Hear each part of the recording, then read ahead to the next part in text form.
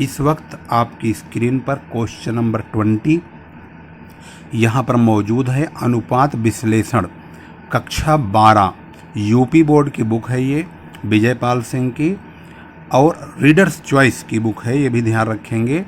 और ये हमारा आज का अनुपात विश्लेषण का अंतिम वीडियो है। इसमें आपके सारी प्रॉब्लम यहाँ पर समाप्त हो जाएंगी। इस वीडियो में हम 20 से लेके लास्ट तक 24 तक सवाल बनाएंगे और यह चैप्टर यहाँ पर समाप्त हो जाएगा। तो आइए सॉल्व करते हैं। सॉल्व करने से पहले मैं ये बताना चाहूँगा कि यदि आप हमारे चैनल पर नए हैं तो इस चैनल को सब्सक्राइब कर लीजिए और लेटेस्ट अपडेट्स कंटिन्यू लेते रहिए। कॉमर्स की जो वीडियो है हिंदी मीडियम से यूपी बोर्ड के लिए यह महत्वपूर्ण चैनल खास आपके लिए बनाया गया है और इसमें तमाम सवाल स्टेप बाय स्टेप एक एक करके आपके सामने स्क्रीन पर आते रहेंगे और आप चैनल को सब्सक्राइब रहेंगे करके रखेंगे तो आपको इसका नोटिफिकेशन भी कंटिन्यू मिलता भी रहेगा। और आइए अब सोल्व करते हैं क्वेश्चन नंबर 20। एक कंपनी की पूंजी इस प्रकार से है। 10% अधिमान अंश प्रत्येक 10 रुपये वाला है, 27 लाख रुपए का है। इसके बाद 10 रुपये वाले समता अंश भी है, 80 लाख रुपए का। 1 करोड़ 7 लाख रुपए टोटल इनकी पूंजी लगी हुई है। इसके अलावा भी इंफॉर्मेशन और दिया गया है। यहाँ पर देखेंगे सबसे ऊपर लिखा है लेखा विभाग से निम्नलिखित सूचनाएं प्राप्त हुई। पहला पॉइंट है 55% कर के पश्चात लाभ यानी प्रॉफिट आफ्टर टैक्स 55% 27 लाख रुपए का है। डेप्रिसिएशन 6 लाख रुपए का है और इक्विटी शेयरों पर जो लाभांश है यानी डिविडेंड है समता अंशों पर वह 20% है और समता अंशों का जो बाजार मूल्य है वह 40 रुपये प्रति अंश है। इन्होंने पूछा है क्वेश्चन में पहला पॉइंट डिविडेंड यील्ड रेशो यानी लाभांश प्राप्ति अनुपात। दूसरा पूछा है समता और अधिमान लाभांश का सुरक्षा अनुपात यानी the cover for the preference and equity dividend. प्रति अंश उपार्जन यानी अर्निंग पर शेयर या ईपीएस। प्रति अंश मूल्य आय अनुपात ये चौथा पॉइंट है यानी पर शेयर प्राइस अर्निंग रेशो या पीई रेशो। जो सूचनाएं इन्होंने दी है उन सूचनाओं को हमने यहाँ पर स्टेप बाय स्टेप लिख लिया है। गिवन यानी क्या दिया गया है 10% प्रेफरेंस शेयर जो कि 27 लाख का है और इक्विटी शेयर कैपिटल यानी समता अंश पूंजी 10 रुपये ईच के हिसाब से 80 लाख का है। टोटल 1 करोड़ 7 लाख की पूंजी है जो हमने पढ़ा है। 55% टैक्स काटने के बाद प्रॉफिट जो है 27 लाख रुपए का है। डिविडेंड इक्विटी शेयर का यानी समता अंशों पर लाभांश यानी ये 20% है। अगर हम समता अंश हमारे पास 80 लाख के यहाँ दिए हुए हैं, यदि हम इसका 20% लाभांश काटेंगे तो 80 लाख गुणा 20/100 16 लाख रुपए का समता अंशों का लाभांश आएगा। क्वेश्चन में डेप्रिसिएशन भी दिया है, हालांकि इसका कोई यूज नहीं है, खाम खा डिस्टर्ब करने के लिए लिखा है। मार्केट वैल्यू पर शेयर यानी कि यहाँ पर देखेंगे समता अंशों का बाजार मूल्य 40 रुपये है तो यहाँ पर हमने लिखा है मार्केट वैल्यू पर शेयर 40 रुपये ईच। ये नहीं लिखा है इक्विटी का है तो यहाँ लिखते फॉर इक्विटी शेयर। ये इक्विटी शेयरों का प्रति अंश बाजार मूल्य है। आइए सोल्व करते हैं इसकी प्रॉब्लम को स्टेप बाय स्टेप आप देखेंगे। सबसे पहले क्वेश्चन में ये पूछा है डिविडेंड यील्ड रेशो, इसका मतलब होता है लाभांश प्राप्ति अनुपात। इसके लिए हमारे पास डिविडेंड होना चाहिए प्रति अंश के हिसाब से और मार्केट वैल्यू होनी चाहिए। मार्केट वैल्यू तो है लेकिन डिविडेंड हमारे पास अभी अवेलेबल नहीं है तो आइए सॉल्व करते हैं। सबसे पहले लीजिए यहाँ पर हमारे पास जो हमने क्वेश्चन के मुताबिक डिटेक्ट किया हुआ है, सबसे पहले यह जानने की कोशिश करेंगे कि हमारे पास प्रॉफिट आफ्टर टैक्स 27 लाख का है, उसमें से टैक्स तो कट चुका है, अब इसमें से प्रेफरेंस डिविडेंड और कटेगा। प्रेफरेंस डिविडेंड कटेगा पूर्वाधिकारी अंशों पर कितना परसेंट कटेगा, यहाँ लिखा है 10% प्रेफरेंस शेयर की कैपिटल है। तो जो प्रेफरेंस शेयर होल्डर होते हैं, पूर्वाधिकारी जो शेयर होल्डर हैं यानी अंशधारी लोग होते हैं, उनको इनकी पूंजी पर 10% लाभांश दिया जाएगा। उसके बाद ही समता अंशों को लाभांश दिया जाएगा। तो अगर हम 27 लाख का 10% काटेंगे तो 2,70,000 रुपये आएगा। अगर 2,70,000 का हम लाभांश पे कर देंगे, देखिए किस तरह से काटा गया है, 27 लाख गुणा 10/100, 2,70,000 कट गया। तो 27 लाख में से 2,70,000 घटाने के बाद जो पैसा बचा ये अर्निंग फॉर इक्विटी है, यानी यही प्रॉफिट है जो इक्विटी शेयर होल्डरों के नाम पे रहेगा। अब क्वेश्चन में लिखा है डिविडेंड, सवाल आपके सामने है। यहाँ पर बोला है समता अंशों का जो लाभांश है वो 20% है। तो हम 80 लाख का 20% काटेंगे तो 16 लाख रुपए आएगा। डिविडेंड पर शेयर क्या होता है, डिविडेंड पर शेयर जानने के लिए इसी डिविडेंड को नंबर ऑफ इक्विटी से डिवाइड करेंगे, dividend upon number of equity. अब सवाल ये है कि नंबर ऑफ इक्विटी कहाँ से आएगा, यानी समतांश कितने हैं। यहाँ पर लिखा है 80 लाख रुपए की पूंजी है ये, और ये 10 रुपए के अंशों में बटी हुई है। यदि हम इसके अंशों का पता लगाएंगे तो 80 लाख को 10 से डिवाइड करेंगे, भाग करेंगे। अगर 80 लाख को 10 से भाग करेंगे तो 8 लाख आएगा। ये 8 लाख ही समता अंशों की संख्या है। इसका मतलब हुआ 16 लाख को 8 लाख से भाग करेंगे तो 2 रुपये प्रति अंश लाभांश आएगा। अब हमारा वो फार्मूला एक्टिवेट होगा जो हमारे क्वेश्चन में पूछा है। क्या पूछा है, डिविडेंड यील्ड रेशो।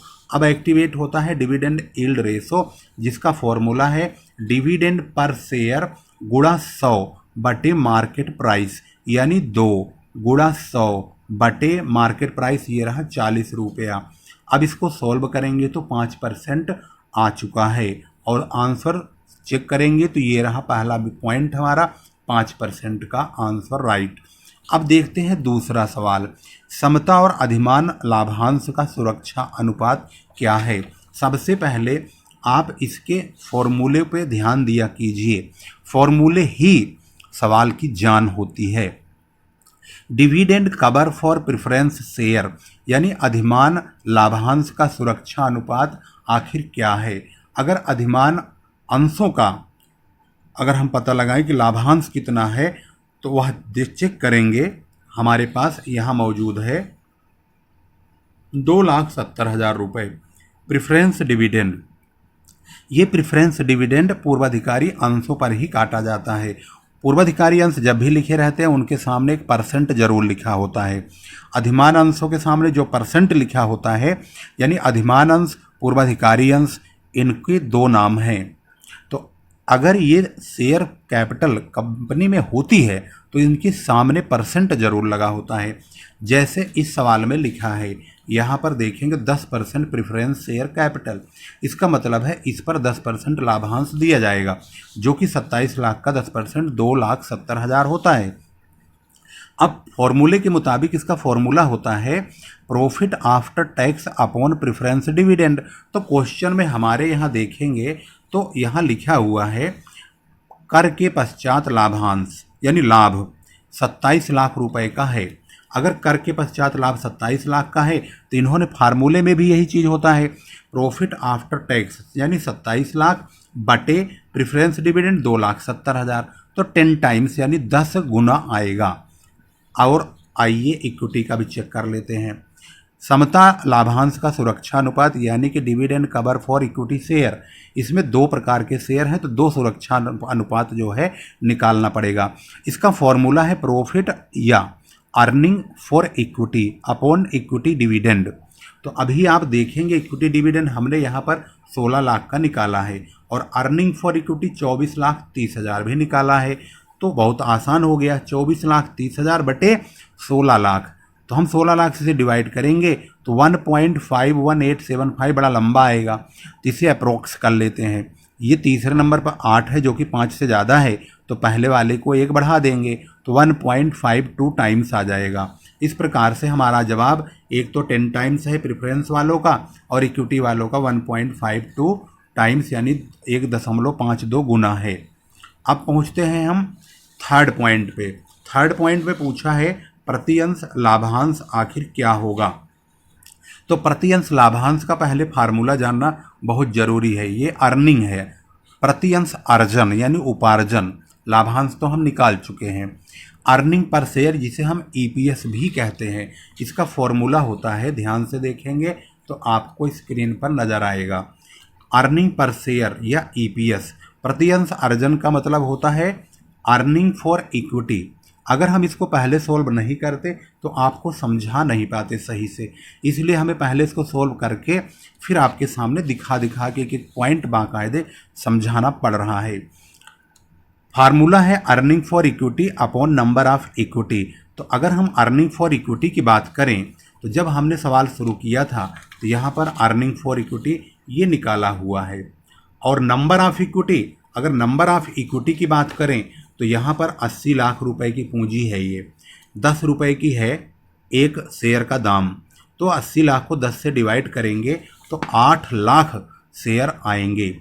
अगर हम इसको डिवाइड कर देते हैं 8 लाख से 24,30,000 को 3.0375, ये हमारा जवाब होगा। यही प्रति अंश अर्जन है। चेक करते हैं 3.0375, ये रहा जवाब। अब पहुंचते हैं हम इसके लास्ट पॉइंट पर।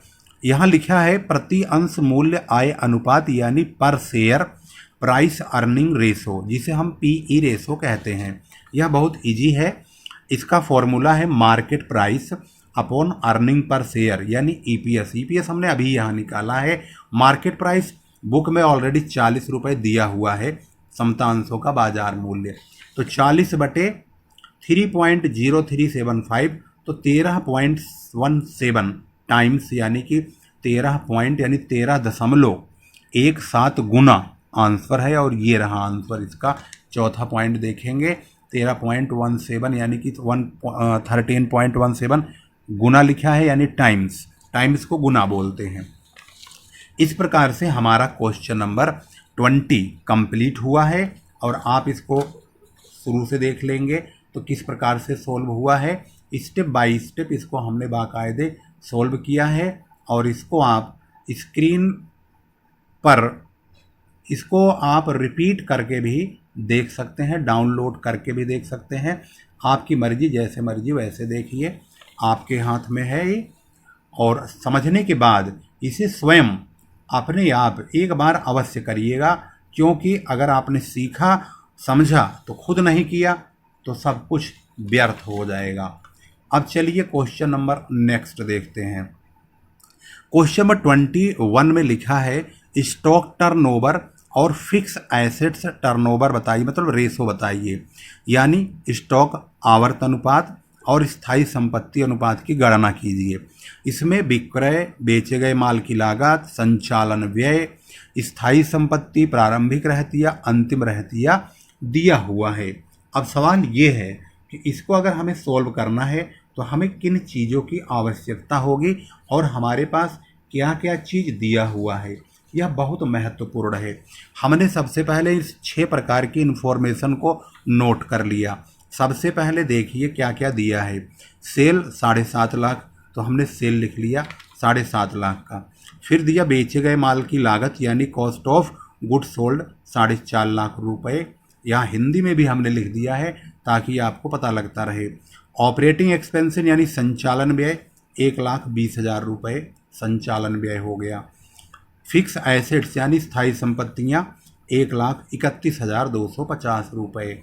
इसके बाद प्रारंभिक रहतिया 1,25,000 रुपये, ओपनिंग स्टॉक है ये।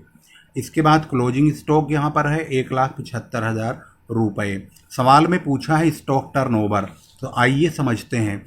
स्टॉक टर्नओवर यानी स्टॉक आवर्त अनुपात, फॉर्मूला है इसका cost of goods sold upon average stock. तो कॉस्ट ऑफ गुड्स सोल्ड होता क्या है? अब तो ये तो हमारे क्वेश्चन में ऑलरेडी गिवन हो गया, तो अच्छा हो गया। अगर नहीं दिया होता है तो सेल में से ग्रॉस प्रॉफिट घटाते हैं। फिलहाल हमारे क्वेश्चन में cost of goods sold already 4.5 lakh दिया है। यानी ऊपर वाला हमें पता है लेकिन एवरेज स्टॉक का पता नहीं है, तो एवरेज स्टॉक हम निकाल लेंगे। इसका फॉर्मूला होता है opening stock plus closing stock upon 2। तो ओपनिंग स्टॉक हमारे पास 1,25,000 है और क्लोजिंग स्टॉक 1,75,000 है। तो 1,25,000 1,75,000 को जोड़ के 2 से डिवाइड करेंगे तो 1.5 लाख आएगा। स्टॉक टर्नओवर में निकालना आ गया, हो गया आसान। 4.5 लाख अपॉन 1.5 लाख डिवाइड करेंगे, 0 0 समाप्त हो गया, 15 3 45, 3 टाइम्स आ गया है। इसके बाद हमारा अगला जवाब और सवाल खोजना होगा स्थायी संपत्ति अनुपात का, यानी फिक्स एसेट्स रेशो का। तो पहले फिक्स एसेट्स टर्नओवर जिसे बोलेंगे, इसका अनुपात आखिर है क्या। इसका फॉर्मूला है cost of goods sold upon fix assets. तो cost of goods sold upon fix assets में हमारे पास कॉस्ट ऑफ गुड्स सोल्ड भी दिया है और फिक्स एसेट्स भी दिया है। देखेंगे तो ये रहा कॉस्ट ऑफ गुड्स सोल्ड और यहाँ पर आप देखेंगे तो फिक्स एसेट्स भी लिखा हुआ है। इन दोनों को आपस में डिवाइड करेंगे, यानी 4.5 लाख को 1,31,250 से डिवाइड करेंगे 3.43 टाइम्स, यानी कि 3.43 गुना इसका जवाब होगा। देखिए यहाँ पर आंसर स्टॉक टर्नओवर 3 टाइम्स जो कि ये रहा, और 3.4 टाइम्स इन्होंने लिखा है, 3.43 टाइम्स आएगा। इन्होंने दशमलव के एक ही अंक तक लिखा है, इसका हमने 2 अंकों तक लिख दिया जवाब, कोई दिक्कत नहीं है। इस प्रकार से आपने देखा क्वेश्चन नंबर 21 कितने अच्छी तरह से स्टेप बाय स्टेप हमने इसको सॉल्व कर दिया है और आपके सामने स्क्रीन पर ये मौजूद है। समझने के बाद इसका एक चीज़ तो आपने भी ध्यान से समझ लिया होगा, फॉर्मूला ही सवालों की, हर सवाल की इस चैप्टर में महत्वपूर्ण भूमिका में चल रहा है। चलिए क्वेश्चन नंबर 22 देखते हैं। 22 क्वेश्चन को ध्यान से पढ़ेंगे, समझेंगे, फिर आगे बढ़ाएंगे सवाल। अब आइए चलते हैं क्वेश्चन नंबर 22 सॉल्व करते हैं। 22 को सॉल्व करने से पहले इस सवाल पर एक नज़र आप भी ध्यान से देखिए। यहाँ है निम्नलिखित सूचनाएं आपको दी गई हैं। अंश पूंजी 1,60,000, सामान्य संचय 60,000, 15% डिबेंचर है यानी ऋण है, और ये लिखा हुआ है, ये ऋण भी हो सकता है, ऋण पत्र भी हो सकता है, लेकिन इन्होंने ऋण लिखा है, इसे हम लोन मानेंगे। 1 लाख रुपए का है, और इसके बाद है वर्ष के लिए बिक्री 2 लाख रुपए की है, चालू वर्ष का कर का भुगतान 40,000 है, ब्याज और कर के बाद लाभ 80,000 रुपये का है। इन्होंने जो जो चीज़ें पूछा है उन चीज़ों के मुताबिक इन्होंने ऋण समता अनुपात, पूंजीगत आवर्त अनुपात, ब्याज आवरण अनुपात, विनियोग पर लाभ अनुपात, ऋण व कुल कोष अनुपात पूछा है। 5 बिंदुओं पर प्रकाश डालने के लिए कहा है, यानी डेब्ट equity ratio, capital turnover, interest coverage ratio, return on investment and डेब्ट टू टोटल फंड रेशो। सबको इंग्लिश और हिंदी में आपको जानकारी होना बहुत ज़रूरी है। अगर ऐसा नहीं हुआ तो आप इंग्लिश में लिखेंगे क्या। हम यूपी बोर्ड वाले हिंदी में पढ़ते हैं और न्यूमेरिकल जो सॉल्व करते हैं उसको इंग्लिश में करते हैं।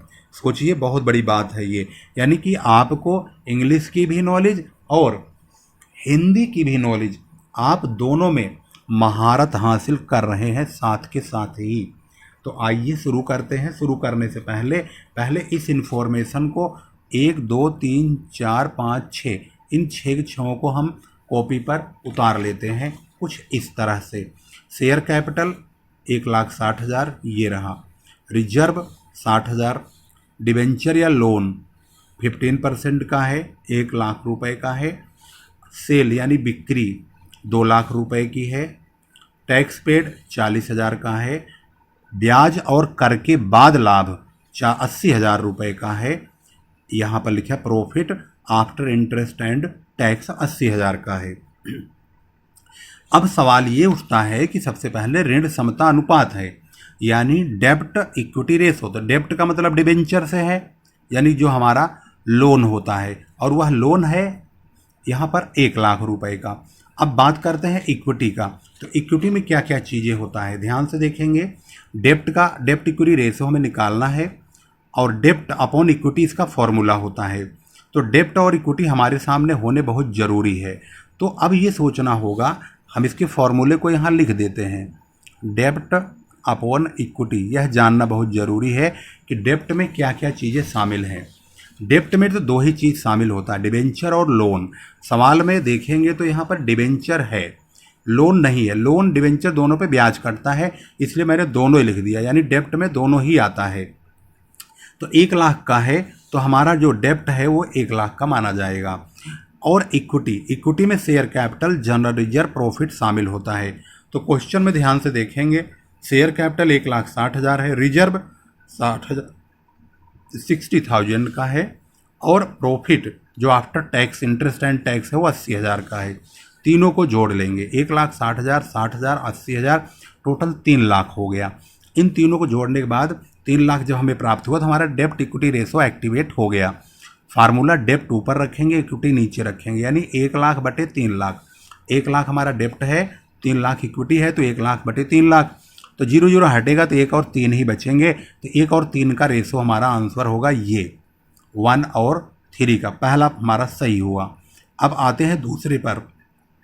दूसरा पॉइंट है पूंजीगत आवर्त अनुपात, यानी कैपिटल टर्नओवर। तो यहाँ ध्यान देना होगा, पूंजीगत आवर्त अनुपात यानी कैपिटल टर्नओवर जो फार्मूला है यह है sales upon capital employed, CE यानी कैपिटल एम्प्लॉयड, या सेल्स अपॉन टोटल एसेट्स भी होता है। तो सवाल के मुताबिक अब हम देखेंगे कैपिटल एम्प्लॉयड क्या है। कैपिटल एम्प्लॉयड में इक्विटी और डेप्ट दोनों का टोटल कैपिटल एम्प्लॉयड कहलाता है।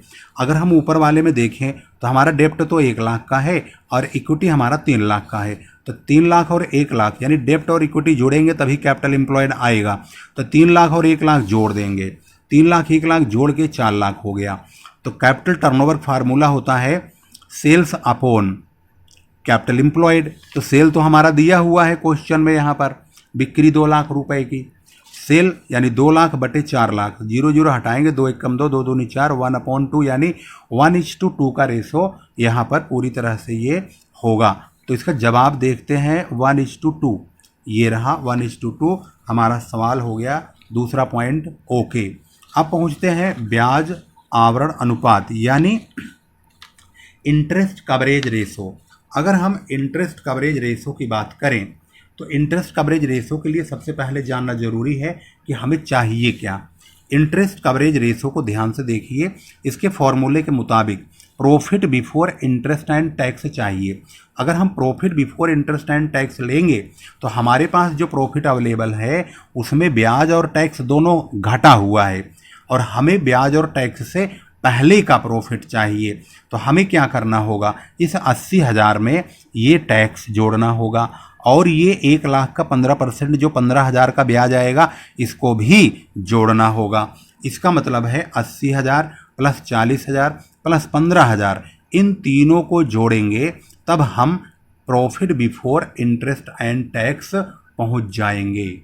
तो इसका मतलब है profit before interest and tax 1,35,000 रुपये आएगा। तो इंटरेस्ट कवरेज रेशो फार्मूला होता है profit before interest and tax upon interest. Interest तो 15,000 का है, तो 1,35,000 को 15,000 से डिवाइड करेंगे तो 15 कम 15, 0 0 हटाने के बाद 15 कम 15, 15 निम यानी कि 15 नवा 135 होता है। तो 1 और 9 का रेशो यानी कि 9 और 1 का रेशो बैठता है ये। तो 9 और 1 का रेशो चेक करते हैं, ये रहा 9 और 1 का रेशो। अब पहुंचते हैं फोर्थ पॉइंट पे, विनियोग पर लाभ अनुपात यानी रिटर्न ऑन इन्वेस्टमेंट। विनियोग पर लाभ अनुपात आखिर क्या है, इसका फॉर्मूला होता है earning before interest and tax, यानी जो प्रॉफिट हमने अभी भी निकाला है यानी ये वाला, अपॉन कैपिटल एम्प्लॉयड यानी कि जो कैपिटल हमने पीछे 4 लाख का निकाला है। तो 1,35,000 अपॉन 4 लाख, इसे काटेंगे, 0 0 हटा दीजिए 3 0, तो यहाँ पर जो रकम बचेगी 135 और 400 बचेगा। इसे भाग करेंगे तो 1/2.96 आएगा। इसे अप्रोक्स करेंगे तो पॉइंट हटेगा, अगर ये मान लो यहाँ 5 या 5 से ज़्यादा हो तो इसे अप्रोक्स करते हैं। तो ये 1:2.96 या 1/3 अप्रोक्स में डायरेक्ट लिख सकते हैं, 1:3 हो सकता है। तो यहाँ इसका जो जवाब है अप्रोक्स में 1:3 ही लिखा हुआ है, आप यहाँ स्क्रीन पर देख सकते हैं 1:3। अब हमारा यहाँ पर ये पॉइंट हो गया क्लियर। अब इसका अगला पॉइंट देखेंगे, ऋण व कोष, कुल कोष अनुपात। ऋण यानी कि जो हमारा डेप्ट होता है, जो हमारा लोन होता है। टोटल फंड से हमारा मतलब होता है जो हमने कैपिटल टोटल एम्प्लॉयड किया हुआ, जो पैसा हमने लगाया हुआ है। तो इसका मतलब ये होता है कि डेप्ट टू टोटल फंड रेशो का फार्मूला क्या एक्टिवेट होगा। डेप्ट to total fund ratio formula देखेंगे। डेप्ट टू टोटल फंड रेशो का फार्मूला हुआ डेप्ट अपॉन टोटल कैपिटल एम्प्लॉयड। डेप्ट तो हमारा डिबेंचर को बोलेंगे या लोन को, वो तो हमारा 1 लाख का दिया हुआ है। कैपिटल एम्प्लॉयड हमारा 4 लाख का है, यहाँ भी हमने कैपिटल एम्प्लॉयड अभी लिखा 4 लाख का।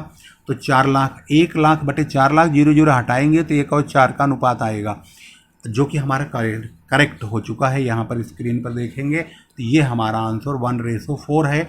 तो जो कि हमारा 5 सवाल एक एक करके हमने सोल्व कर लिया है और ये कंप्लीट हो चुका है। तो आपने यहाँ पर question number 22 step by step आपने देखा है, इसको कैसे हमने सोल्व किया है। इस तरह से हमने पहले इन्फॉर्मेशन लिखी, फिर फार्मूलों के आधार पर इसके स्टेप्स को फॉलो किया और एक एक करके फार्मूले को हमने एक्टिवेट किया और फिर इनको एक एक करके सॉल्व किया और इसका जवाब बारी बारी से हम निकालते चले गए और इस प्रकार से इसका सॉल्यूशन आपके सामने मौजूद है। तो आपने देखा अभी ये जो क्वेश्चन सॉल्व किया गया, ये क्वेश्चन नंबर 22 था। अब हम क्वेश्चन नंबर 23 की ओर बढ़ेंगे और 23 को पहले पढ़ेंगे फिर उसके आगे बढ़ेंगे। चलिए क्वेश्चन नंबर 23 को पढ़ते हैं। क्वेश्चन नंबर 23 को जब पढ़ा जाएगा तो यहाँ लिखा है, निम्नलिखित सूचनाओं से गणना कीजिए। कुल पूंजी आवर्त अनुपात, स्थायी संपत्ति आवर्त अनुपात तथा कार्यशील पूंजी आवर्त अनुपात, जिसमें इन्होंने लायबिलिटी और एसेट्स यानी दायित्व संपत्तियां दे रखा है ऑलरेडी पहले से ही।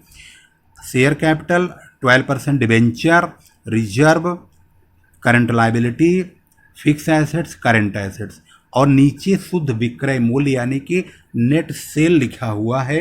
तो हम क्या करेंगे, सबसे पहले हम इस क्वेश्चन के दिए हुए तमाम इंफॉर्मेशंस को एक एक करके उतार लेंगे। एसेट्स हमारे पास 2 है, फिक्स एसेट्स, करंट एसेट्स, 1,70,000 और 1 लाख का। तो जो गिवन इंफॉर्मेशन है, fix assets 1,70,000, current assets 1 lakh, 2,70,000 हो गया। लाइबिलिटीज़ में हमारे पास 1,80,000, 20,000, 70,000 ये मौजूद है। 1,80,000, 20,000, 70,000, 2,70,000 ये भी मौजूद है। नेट सेल अवेलेबल है 3 लाख का।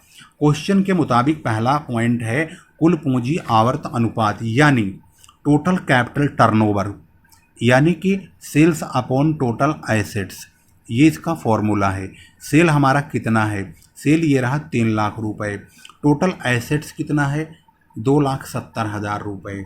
टोटल एसेट्स और लायबिलिटी दोनों बराबर ही है, तो यहाँ पर 2,70,000 हमारा टोटल एसेट्स है। तो जो एसेट्स साइड है वह 2,70,000 का है। जब हम इसकी वैल्यू रखेंगे 3 लाख बटे 2,70,000 तो 1.11 टाइम्स आएगा, यानी 1.11 गुना। चेक करेंगे, ये रहा 1.11 टाइम्स यानी 1.11 गुना हो गया। दूसरा है फिक्स एसेट्स टर्नओवर, जिसका फॉर्मूला होता है फिक्स एसेट टर्नओवर का। ध्यान से देखेंगे, फिक्स एसेट टर्नओवर का फार्मूला है सेल्स अपॉन फिक्स एसेट्स।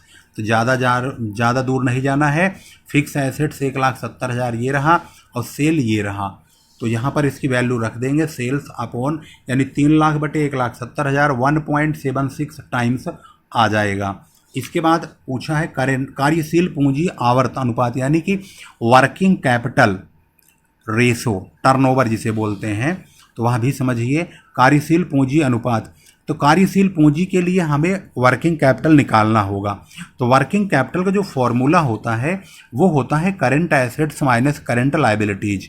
तो ध्यान से देखेंगे, करंट एसेट्स यहाँ पर 1 लाख रुपए का है और करंट लायबिलिटी 70,000 का है। इसका मतलब है 1 लाख में से 70,000 घटा देंगे तो जो 30,000 आएगा वही वर्किंग कैपिटल होगा।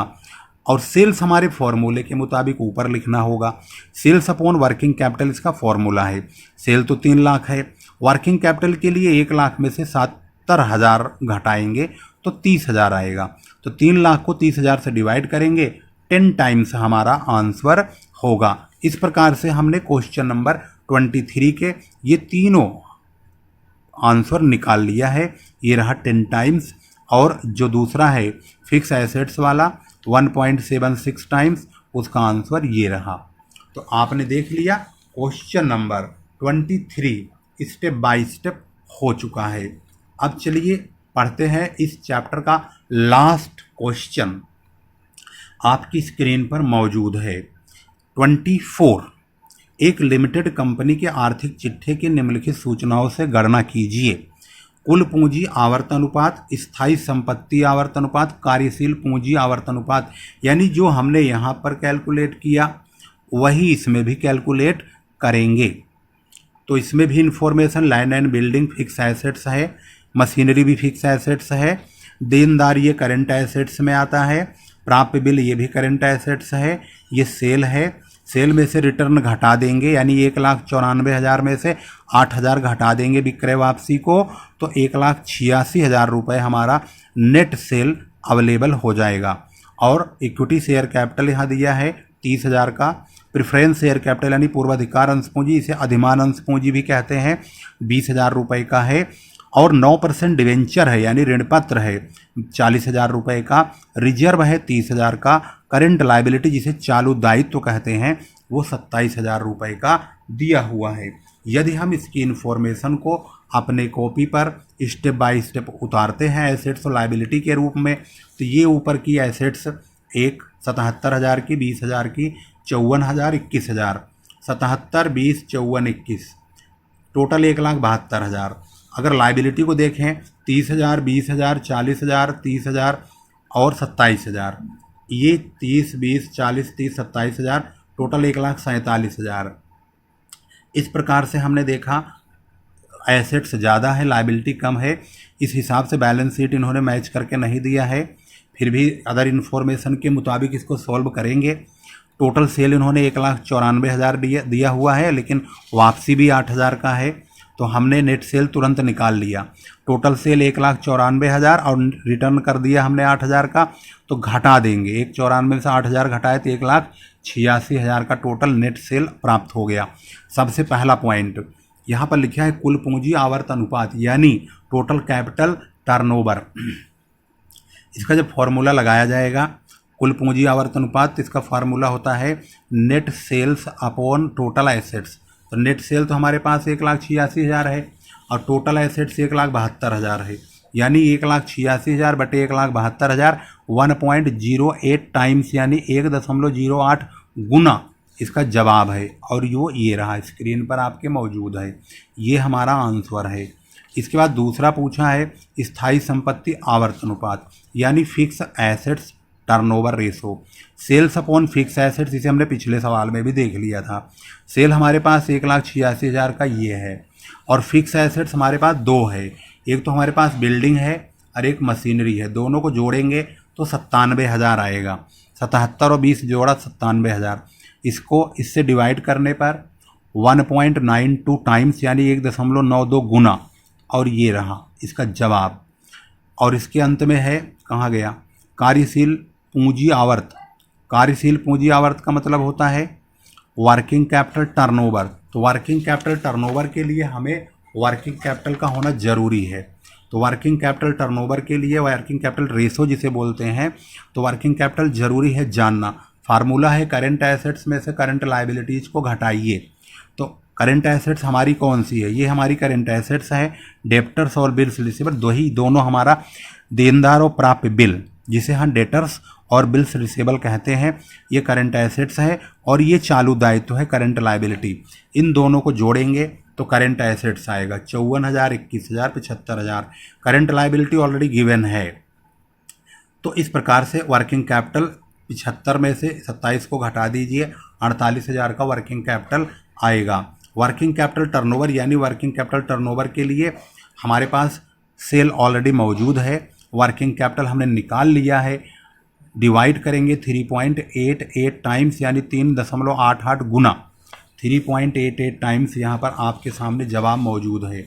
तो हमने इसको भी सोल्व कर लिया स्टेप बाय स्टेप। आप स्क्रीन पर देख रहे हैं इस सवाल को हमने पहले ओपी पर उतारा है।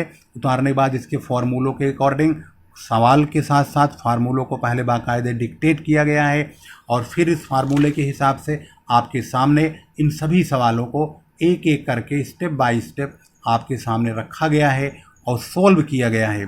सोल्व करके फिर आपको स्टेप बाय स्टेप इसको दिखाया गया है। आज ये चैप्टर पूरी तरह से एंड हो गया, यानी this chapter is and, over हो चुका है। यदि आप हमारे चैनल को सब्सक्राइब नहीं किए हैं तो यूपी बोर्ड का हिंदी मीडियम का बहुत महत्वपूर्ण यह चैनल है जो आपकी सेवा में हमेशा तैयार रहेगा और वीडियो स्टेप बाय स्टेप 1 2 3 4 5 6 इस प्रकार से पार्टों में दिया जाएगा चैप्टर वाइज। अगर चैप्टर 1 होगा, चैप्टर का नाम लिखा होगा और पार्ट लिखे होंगे। जब आप इसके सवालों को पार्ट वाइज देखेंगे तो आप देखेंगे कि इसके सारे सवाल स्टेप बाय स्टेप एक एक करके सारे के सारे आपको मिलेंगे। फिर लेकर आएंगे एक नई वीडियो। तब तक के लिए नमस्कार, जय हिंद, जय भारत।